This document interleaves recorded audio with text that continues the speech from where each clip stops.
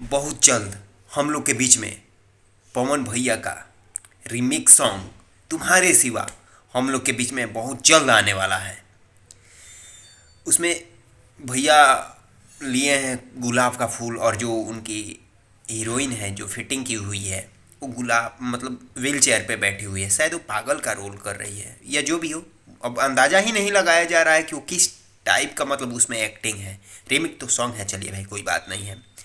ये song T series से आएगा और म्यूजिक इसको दिए हैं छोटे बाबा जी, तो भाई उनका म्यूजिक तो होता ही है। और खुशबू जैन इस गाना में मतलब गाई हुई है पवन सिंह के साथ, और एक्टिंग की हुई है कोई स्वाति नाम की हीरोइन है वहीं। लेकिन इतना दिन से हम लोग को इंतज़ार था, ये सॉन्ग बहुत पहले लाना चाहिए था। क्या पता किस चीज़ की वजह से, या हो सकता है टाइम का बिजी शेड्यूल इतना रहता है पवन भैया का, इसीलिए नहीं। लेकिन बहुत जल्द अब हम लोग के बीच में आने वाला है। तो फ्रेंड्स, बहुत आप लोग का इंतजार सब्र का ख़त्म हो रहा है। तब तक के लिए जय हिंद।